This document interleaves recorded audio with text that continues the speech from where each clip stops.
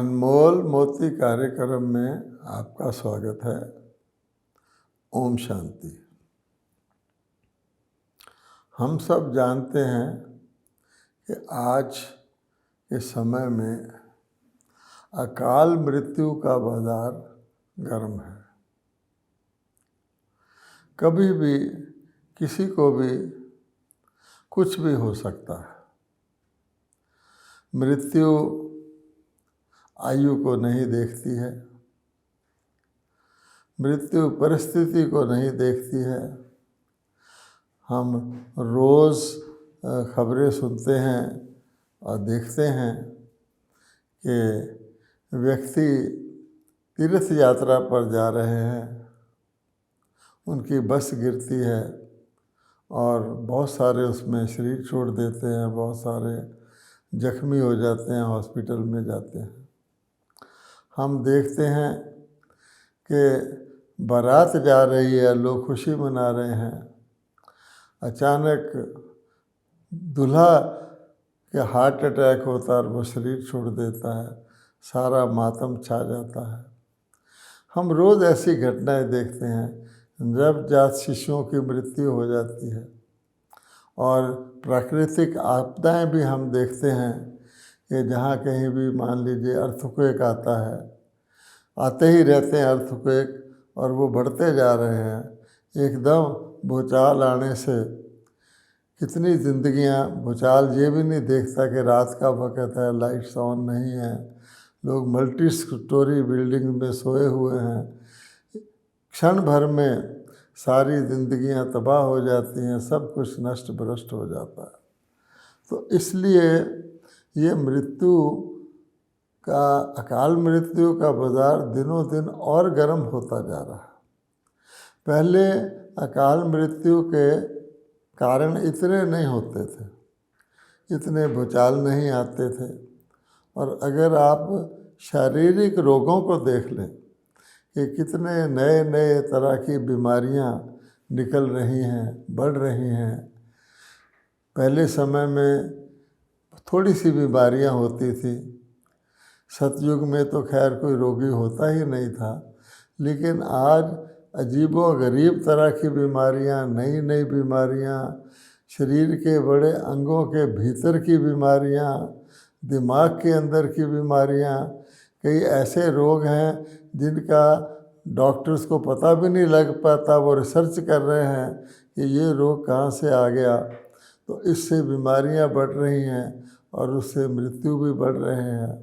अकाल मृत्यु बहुत ज़्यादा हो रहे हैं और बीमारियों से कष्ट कितना हो रहा है, परिवारों को कितनी दुख सहन करना पड़ रहा है, सब लोग जानते हैं।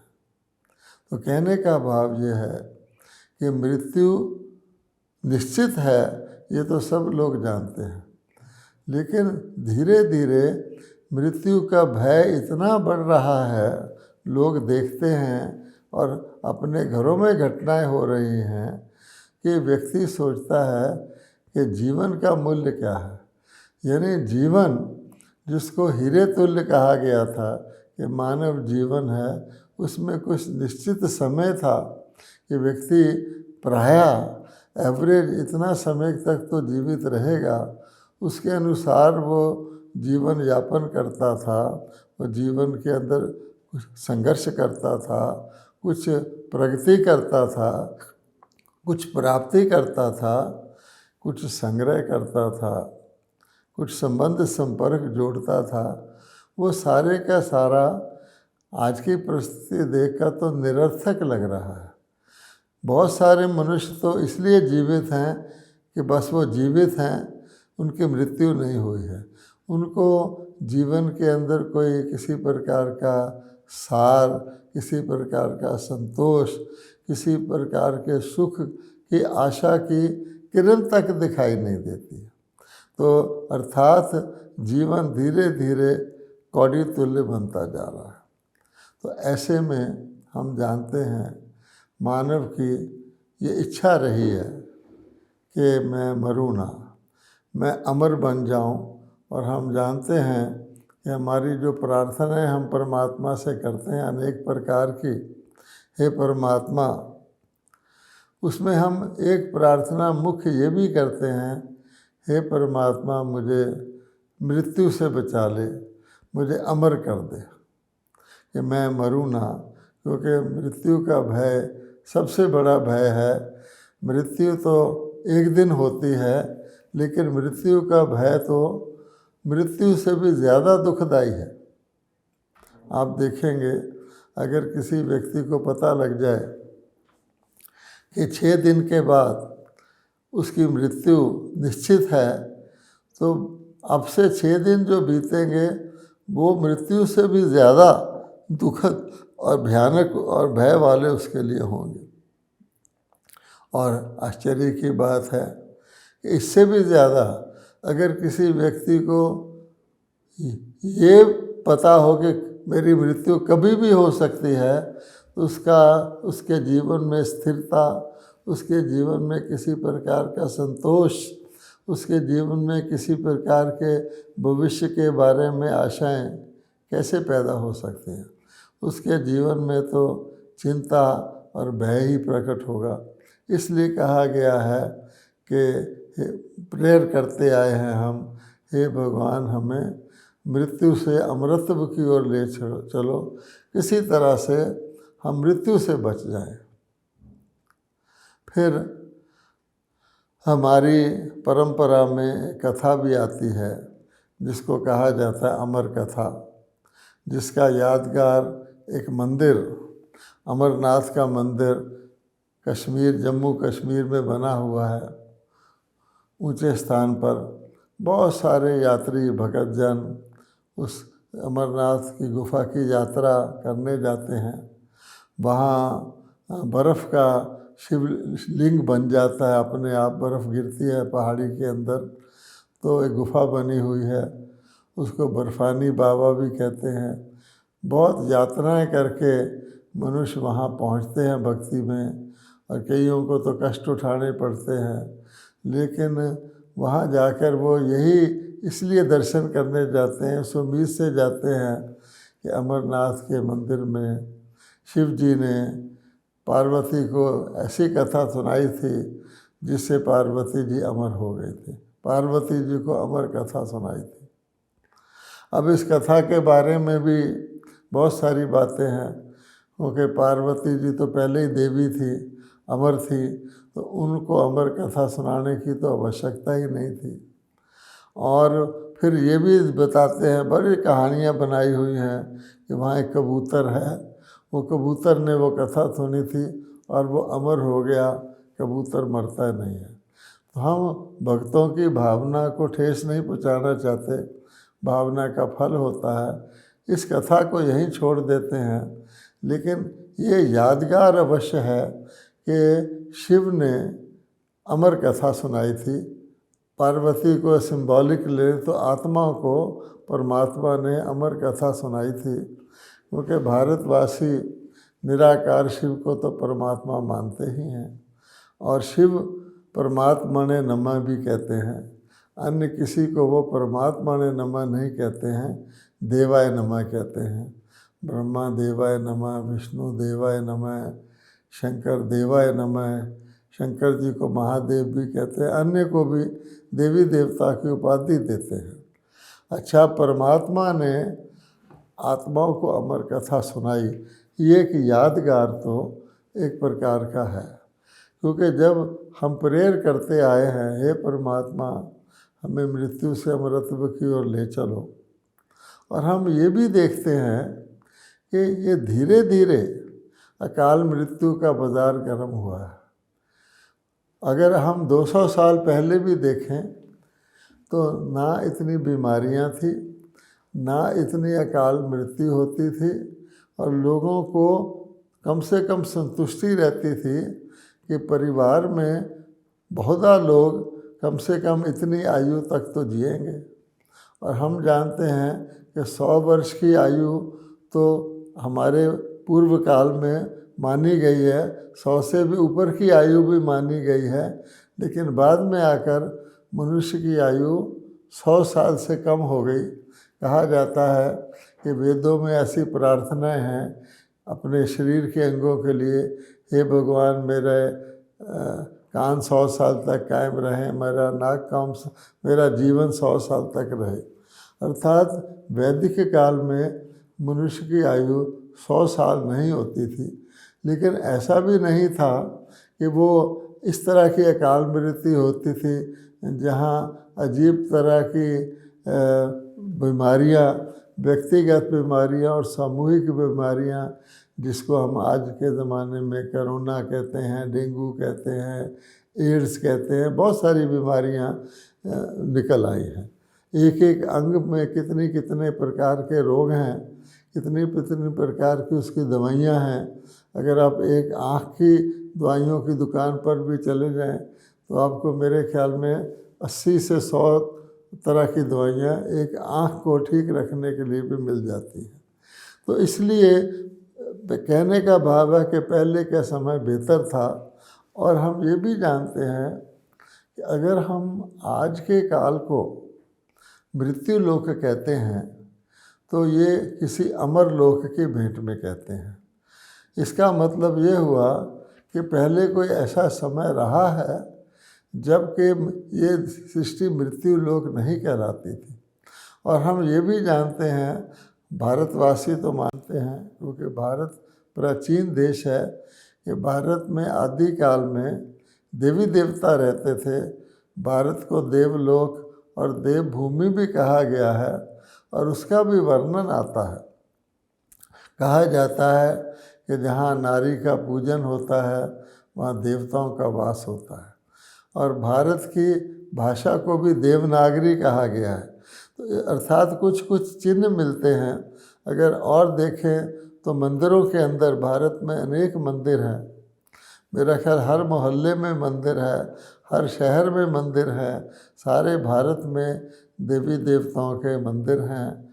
श्री लक्ष्मी श्री नारायण के मंदिर हैं, श्री राधे श्री कृष्ण के मंदिर हैं, श्री सीता श्री राम के मंदिर हैं, जिसमें देवी देवताएं पारिवारिक रूप में दिखाए जाते हैं और उनकी मूर्तियां बहुत सुशोभित दिखाई जाती हैं। उनको आभूषण सिर से पैर तक दिखाए जाते हैं और उनके आगे मूर्तियों को भी पूरी तरह से मंदिरों में रखा जाता है। अन्य किसी की स्टैचू को इस प्रकार से मंदिरों में नहीं रखा जाता। उनके वस्त्र पहनाए जाते हैं, मूर्ति को बाकायदा स्नान कराया जाता है, सुलाया जाता है। उसके टाइमिंग्स हैं, भोग लगने के टाइमिंग्स हैं, अलग अलग समय के भगत दर्शन करते हैं। पुजारी रखे जाते हैं, चैतन्य पुजारी, जो उन मूर्तियों की पूजा करवाते हैं विधिवत तौर पे। बहुत सामान्य तरीके से बड़े बड़े विशाल मंदिर बनाए गए हैं। तो ये उनके स्मारक हैं। तो अवश्य ही भारत देवलोक रहा है। और इन देवी देवताओं के लिए कहा जाता है कि देवी देवता का कभी नहीं दिखाते कि वो मृत्यु लोक कहलाया। कहा जाता है कि वो अमर लोक था। उसकी भेंट में ही आज मृत्यु लोक हो गया, क्योंकि देवी देवताओं के काल में किसी की भी अकाल मृत्यु नहीं होती थी, बेटाइम अनटाइमली डेथ नहीं होती थी। तो इसलिए उसको अमर लोक कहा गया है। तो ऐसी दुनिया की वो कब बनी, कैसे बनी, उसके लिए लोग प्रेयर करते हैं। जितना जितना आयु घटती जाती है, दुख बढ़ता जाता है, भक्तों की पुकार भी परमात्मा की तरफ और ज़्यादा ज़ोर से होती जाती है। दिल से चिल्लाते हैं, पुकारते हैं, हे भगवान हमें अमर बना दे। तो इसलिए ये जो अमर कथा है, ये वास्तव में ये कौन सुना सकता है? तो हम ये जानते हैं कि दुनिया में तो कोई ना अमर बना सकता है, ना अमर कथा सुना सकता है। किंतु एक आत्मा है, परम आत्मा, जिसको हम कहते हैं परमात्मा त्रिकालदर्शी हैं। वो मनुष्य आत्माओं के सारे सृष्टि के आदि मध्य अंत को जानने वाले हैं, क्योंकि वो इसके रचयिता हैं। और गीता में कहा भी गया, गीता का संदेश वास्तव में अमर लोक का ही संदेश है कि मृत्यु लोक से अमर लोक में कैसे जाएं। इसीलिए उसको सत्यनारायण की कथा के रूप में भी कहा गया है। नर से नारायण बनाने वाली कथा के रूप में कहा गया है, क्योंकि नर मृत्यु को प्राप्त होते हैं और नारायण जी को अमर लोकवासी कहा जाता है। तो उस गीता का मुख्य संदेश क्या है आखिर? तो भगवान स्वयं कहते हैं गीता के अंदर, हे अर्जुन, अर्थात निमित्त आत्मा, जिसके निमित्त सारी गीता किसी वेद व्यास जी ने लिखी है, किसी विद्वान ने, वो कहते हैं कि तुम अपने अगले और पिछले जन्मों को नहीं जानते हो। आत्मा को कह रहे हैं। हम जैसे हम भी हैं, कोई भी हम में से जो इस कार्यक्रम को सुन रहे हैं, देख रहे हैं, हम जानते हैं कि ना तो मैं अपने पिछले जन्मों को जानता हूँ, ना अपने अगले जन्मों को जानता हूँ, ना अपनी मृत्यु को, समय को जानता हूँ। तो गीता के भगवान ये कह रहे हैं कि तुम अपने अगले और पिछले जन्मों को नहीं जानते हो, पर मैं जानता हूँ और बता सकता हूँ। इसलिए हमारे विद्वानों ने भी द्वापर युग में रिसर्च किया था और कहा था कि आत्मा अल्पज्ञ है, परमात्मा सर्वज्ञ है। आत्मा को अल्पज्ञ मैंने उसको अपने बारे में भी और इस सृष्टि के बारे में भी आदि मध्य अंत का ज्ञान नहीं है। और शास्त्र वालों ने फाइनली ये कह दिया था कि मनुष्य आत्मा स्वयं तीनों कालों और तीनों लोकों के ज्ञान को नहीं जान सकती। और गीता का यही संदेश है और भक्तों की यही पुकार रही है कि आखिर अमरत्व का फार्मूला क्या है, हम मृत्यु से अमरत्व को कैसे प्राप्त हों। और वास्तव में गीता का, भगवत गीता का जो सार है वो यही अमरत्व का फार्मूला या चाबी बताता है। आज अनेकों मनुष्य गीता पढ़ते हैं, बल्कि हम लोग कई युगों से ये गीता पढ़ते आए हैं, जब से द्वापर के अंत में गीता लिखी गई, और ये बात पढ़ते आए हैं गीता के अंदर। लेकिन जैसा कि समय होता है, काल का प्रभाव होता है, कि कहा जाता है कि सत्य ज्ञान धारण करने के लिए, किसी चीज़ की सच्चाई जानने के लिए व्यक्ति की बुद्धि पवित्र होनी चाहिए, प्योर होनी चाहिए। एग्जाम्पल भी देते हैं कि शेरनी का दूध जो होता है वो सोने के बर्तन में आता है। तो आजकल की मनुष्य की, अब तो तमोगुणी मनुष्य हो गए हैं। यानी जब द्वापर में ऋषि मुनियों ने कहा कि आत्मा परमात्मा को नहीं जानती हैं, आज के तमोगुणी मनुष्य तो अपने आप को भी भगवान कहने लग गए हैं, शिवो हम कहते हैं। इतना ज़रूर है कि शिव नाम परमात्मा का है, ये समझते हैं। अपने आप को विष्णु हम नहीं कहते, कृष्णो हम नहीं कहते, रामो हम नहीं कहते, शिव हम कहते हैं। लेकिन उनकी ये जुर्रत है, क्योंकि कोई पूछने वाला नहीं, कोई धनी धोनी नहीं, जिसकी मर्ज़ी अपने आप को शिवो हम कह दे, शिवो हम का रट लगाए। फिर ओम नमो शिवाय भी साथ साथ कह रहे हैं कि मैं परमात्मा शिव के आगे नमः करता हूँ। अब ओम नमः शिवाय और शिवो हम में तो बहुत फ़र्क है। और फिर ऐसे भी हैं जो उन्होंने ये कहना शुरू कर दिया परमात्मा सब जगह है, फिर तो बेड़ा ही पार है। क्योंकि अगर सब जगह परमात्मा है तो फिर ये मृत्यु लोक कैसे हुआ, फिर मृत्यु का भय किसको है, और मृत्यु के भय से डर कौन रहा है, और अमर लोक के लिए प्रार्थना कौन कर रहा है। खैर, इस डिटेल में ना जाते हुए हम इस बात को समझ सकते हैं कि परमात्मा मनुष्य सृष्टि का बीज रूप है, और जैसे बीज के अंदर सारे वृक्ष का ज्ञान होता है। अगर कोई किसी भी पेड़ का बीज अगर बोल सकता हो, मान लो आम का बीज, आम के पेड़ का बीज अगर चैतन्य हो और बोल सके, तो वो बीज बता सकता है कि मुझ बीज से इतना बड़ा विशाल वृक्ष कैसे निकलता है। पहले मेरे द्वारा ही जड़ उत्पन्न होती है, फिर जड़ से तना उत्पन्न होता है, छोटा सा पौधा उत्पन्न होता है, फिर कैसे कैसे ये बढ़ता है।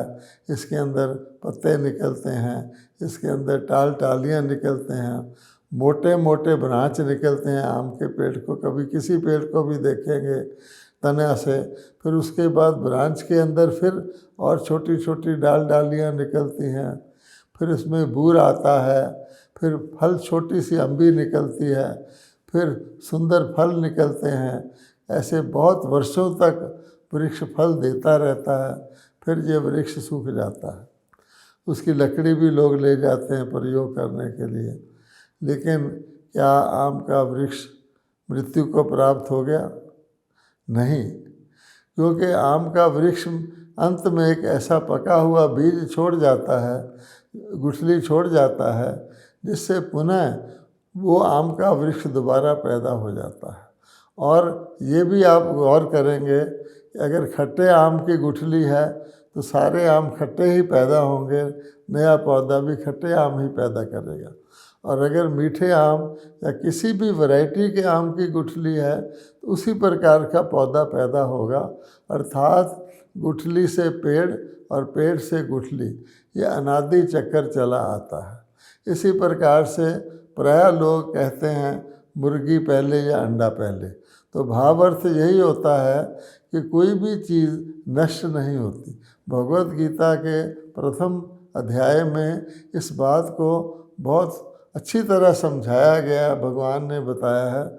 आज मनुष्य भगवत गीता तो पढ़ते हैं, लेकिन अपने ऊपर वो बात नहीं लगाते कि आत्मा अमर है। भगवान कह रहे हैं कि तुम शरीरधारी हो, तुम्हारी आत्मा अमर है। आत्मा कभी नष्ट नहीं होती। आत्मा इस शरीर को धारण करती है और फिर शरीर छोटे से बड़ा होता है। शरीर अपनी पूरी आयु को भोगता है शुरू में तो, और फिर शरीर के द्वारा आत्मा सुख दुख प्राप्त करती है। शरीर को जब त्यागती है उसके बाद मॉर्टल शरीर यानी विनाशी शरीर तो ख़त्म हो जाता है, उसको हम अपने हाथ से उसका संस्कार कर देते हैं। लेकिन उसमें जो आत्मा रहती है वो अविनाशी होती है, उससे आत्मा नया शरीर ले लेती है। और ये भी पक्की बात है कि मूल चैतन्य सत्ता आत्मा है और आत्मा के अंदर ही संस्कार हैं जिसके आधार पर आत्मा शरीर लेती है। फिर हम मृत्यु लोक में कैसे पहुंच गए और आज हमारी ये दुर्दशा कैसे हो गई कि हम इतना अकाल मृत्यु को प्राप्त होते जा रहे हैं और धीरे धीरे अकाल मृत्यु का बाज़ार गर्म होता जाता है और ज़्यादा तेज़ होती जा रही है, अकाल मृत्यु के कारण बढ़ते जा रहे हैं। तो आप देखेंगे भगवान गीता के भगवान यही बताते हैं कि आप मनुष्य आत्माओं ने एक गलती की है, एक है मकान और एक है मकान का मालिक। अब मकान का मालिक मकान को यूज़ करता है, लेकिन अगर मकान का मालिक ये भूल जाए कि मैं मालिक हूँ और अपने आप को मकान समझ ले, फिर क्या होगा? भगवान कहते हैं बिल्कुल ऐसा ही हुआ है। मैंने तो मृत्यु लोक को अमर लोक बनाया था। मेरे महावाक्य आज भी गीता में पढ़ सकते हैं कि जब जब धर्म की गिलानी हो गई, अर्थात तुम लोग ज्ञान से अज्ञान में चले गए, तो तुमने गलत कर्म करने शुरू कर दिए। जिन गलत कर्मों के कारण से तुम्हें रोग आने लग गए, शोक आने लग गए, आयु तुम्हारी घट गई और तुमने अपने विश्व को इस तरह का बना लिया जैसा कि आज है। आप देखेंगे प्रकृति ने किसी चीज़ को कीमत नहीं लगाई। जल को, वायु को, दूध को, फसलों को, जो भी चीज़ें प्रकृति से उगती है फ्री। आज मानव ने पानी की बोतल को भी कीमत लगा दी है। इसी प्रकार से आज मनुष्य ने अपने इर्द गिर्द एक ऐसा कुचक्र रच लिया है जिसके अंदर वो खुद ही मकड़ी के जाल की तरह फंस गया है। तो भगवान उससे निकालने के लिए कहते हैं कि देखो कि कैसे शुरू हुआ। तुमने यही गलती की कि तुम मालिक मकान की बजाय अपने आप को मकान समझने लग गए। अब नतीजा क्या हुआ कि अगर कोई व्यक्ति अपने आप को मकान समझने लग जाएगा तो मकान को सुंदर बनाते बनाते, मकान को बेहतर बनाते बनाते वो महल बना लेगा। और मकान मालिक जो है वो कमज़ोर होते होते, गरीब होते होते भिखारी बन जाएगा। अब एक महल में भिखारी कैसे रह सकता है? और भिखारी महल में चला भी जाए तो महल के सुख को वो भोग ही नहीं सकता है। इसीलिए कहा गया है, सकल पदार्थ है जग माही, भाग्यहीन सुख पावत नाही। तो इसलिए भगवान कहते हैं तुम हो ही अमर, परंतु तुम अपने आप को मालिक मकान समझो, अपने आप को आत्मा समझकर इस शरीर रूपी मकान को प्रयोग में लाओ। सोचने की बात यह है कि जितने भी कर्म होते हैं वो सब आत्मा करती है, चेतन आत्मा है। शरीर तो बढ़ता भी नहीं है आत्मा के बगैर। आत्मा निकल जाए तो आप देखेंगे ना आंखें देख सकती हैं, ना कान सुन सकते हैं। मुर्दा के मुख में दूध डालोगे वो भी अंदर नहीं जाएगा। लेकिन जब अंदर आत्मा है तो बच्चे को दूध का गिलास पिलाओ तो सिर से पाँव तक दूध की शक्ति उसके अंदर आती है। तो और फिर कर्म आत्मा करती है शरीर के द्वारा, उसका फल सुख दुख के रूप में, प्रेम के रूप में, संतोष के रूप में आत्मा भोगती है। आत्मा निकल जाए तो मुर्दा को तो ना सुख की फीलिंग आती है ना प्रेम की फीलिंग आती है। इतनी आसान बात भगवान बताते हैं कि सारी आत्मा ही शरीर को प्रयोग करती है और आत्मा ही शरीर के द्वारा अपनी अनुभूतियाँ करती है। तो हमने मनुष्यों ने ये गलती की है, अपने को शरीर मानते हैं। आज आप सब जानते हैं, सब अपने को शरीर मानते हैं, नाम भी शरीर पे रखते हैं, माता पिता का भी शरीर का ही शारीरिक होते हैं, उनके सारे संबंध शारीरिक होते हैं, उनकी सारी संपत्तियां उपलब्धियां शारीरिक होती हैं। तो उनका मोह शरीर के अंदर रह जाता है, क्योंकि शरीर को ही वो समझते हैं सब कुछ है, इसलिए मरने से भी डरते रहते हैं। तो भगवान कहते हैं कि इसीलिए गीता में भगवान ने कहा है, शुरू में ही अर्जुन कहता है मैं अपने मित्र संबंधियों को कैसे मारूं। तो भगवान कहते हैं मारने की बात नहीं है, तुमको ये अपने आप को पहले तो और फिर अपने देह और देह के संबंधियों को समझना है कि ये हमारे माध्यम है। मेरा शरीर मेरा माध्यम है और फिर शरीर के सारे संबंधी हैं। इसलिए अगर अपने आप को आत्मा मानेंगे और आत्मा को परमात्मा के साथ मन से स्नेह युक्त याद करेंगे तो आत्मा में वो शक्ति आएगी, आत्मा शरीर से डिटैच होगी, मोह को धीरे धीरे त्यागेगी और फिर आत्मा जो है अमर है ही है। फिर उसको अनुभूति होगी कि मैं कभी मरता नहीं, मैं तो आत्मा हूँ, मैं तो शरीर का त्याग करता हूँ। शरीर जैसे व्यक्ति ड्रेस बदलता है, चोला बदलता हूँ, परंतु मेरी मृत्यु नहीं होती। जब ये समझ में आएगा तो हम आत्मा को बेहतर बनाने के लिए, आत्मा में गुण और शक्तियाँ भरने के लिए जीवन में प्रयास करेंगे, ना कि आत्मा को भूल करके और शारीरिक चीज़ों को इकट्ठा करेंगे जो आज भी जाएंगी कल भी जाएंगी और उनको छोड़ने का हमें दुख भी होगा। हम उनको छोड़ना चाहेंगे नहीं, कोशिश करेंगे कि हम शरीर ही ना छोड़ें, जो संभव नहीं है। इसलिए बुद्धिमत्ता यही कहती है कि हम आत्मा के बारे में जानें और आत्मा स्वरूप में रहने के लिए, आत्मा में शक्ति धारण करने के लिए परमात्मा के साथ योग लगाएं और वो राज योग ही ब्रह्मा कुमारी सारे सेवा केंद्रों के द्वारा मनुष्य आत्माओं को सिखा रहे हैं। ओम शांति।